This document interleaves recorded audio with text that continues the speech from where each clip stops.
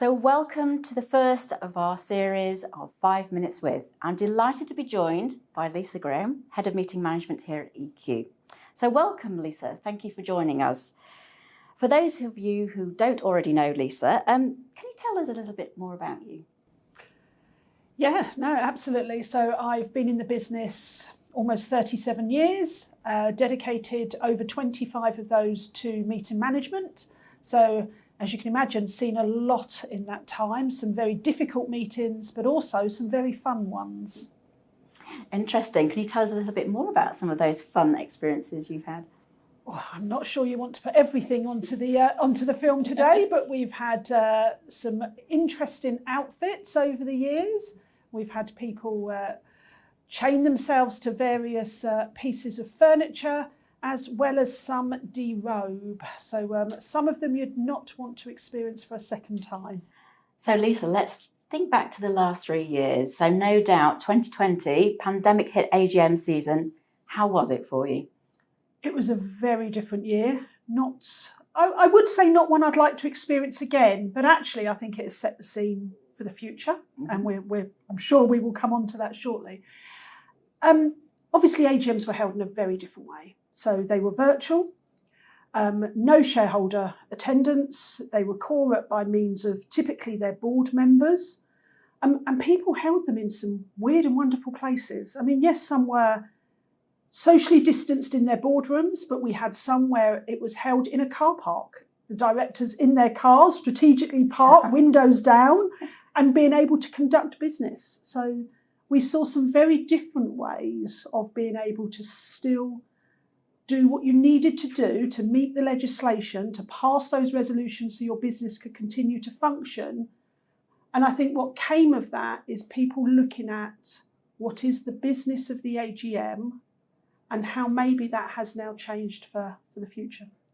That's really interesting, because I think we have seen a change, haven't we? Certainly. And I think that's one thing we'd like to sort of press more on. But from your personal perspective, do you feel that it was not business as usual, but you were able to cope with the changes and the challenges of that phase? From an Equinity perspective, absolutely. And I think the good thing and it put us in really good stead for what did happen, and none of us could foresee it, was the fact that we had technology in place that could support virtual meetings.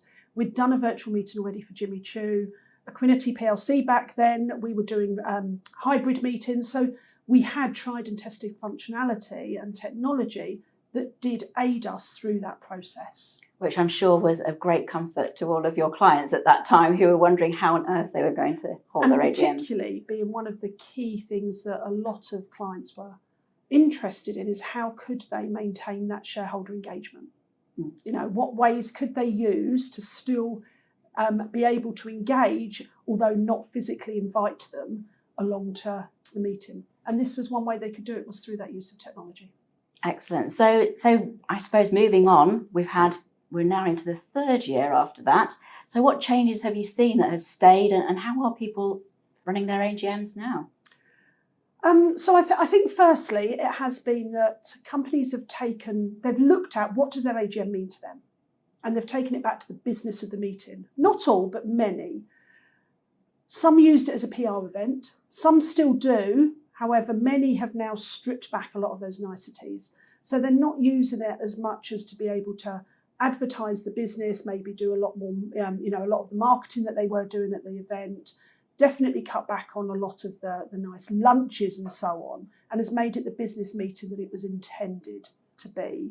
But also, and I think more importantly, is we've seen the way they've tried to engage with shareholders change. So the good practices that came out from the pandemic around we're having to engage more digitally with people.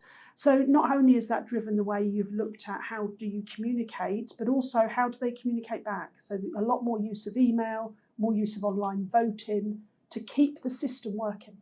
So that's interesting. So in many ways, it's probably supercharged the digital transformation, which is excellent. So have you seen a drop-off in attendance at AGM?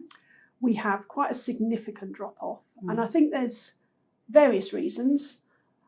Some is the fact that companies have moved their AGMs now outside of central London for very good reasons, but the location has moved. Some take it on the road now, so it moves year on year.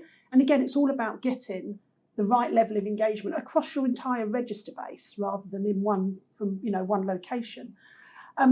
Also, where the business of the meeting has changed, i.e. we've just spoken about not doing some of those niceties and all of the marketing around it, that's driven a different person to attend the meeting. And with the use of technology, people are doing more hybrid meetings now, and therefore whilst the attendance is still there, people are joining electronically rather than in person.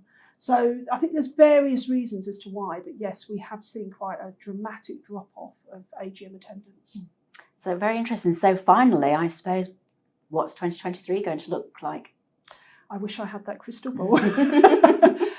What am I expecting for 2023? I am expecting, the use of technology to continue, and we are seeing that in our planning already. So a lot of use there. The increased engagement with shareholders, giving them the maximum opportunity to engage with clients. And again, either through email, through the use of technology at the meeting, or through being able to attend the meeting themselves and, be that meet and greet with board members, or be that the opportunity just to be able to ask questions. I think it's going to be a bit of a repeat from what we saw last year. Are we going to see increased attendance? Personally, I don't think so. I'd like to be proven wrong. I would like to see those numbers increase again. I'm not convinced we're going to. I think the level we saw in 2022 is probably where we're going to be at. Great. Well, thank you very much, Lisa. So I think we'll be looking forward to exploring some of the themes around what could affect the 2023 AGM season at our webinar on the 8th of March. So please look out for the communications on that, and we'll look forward to coming back to you later on during 2023 to show you some of the observations we have. Thank you.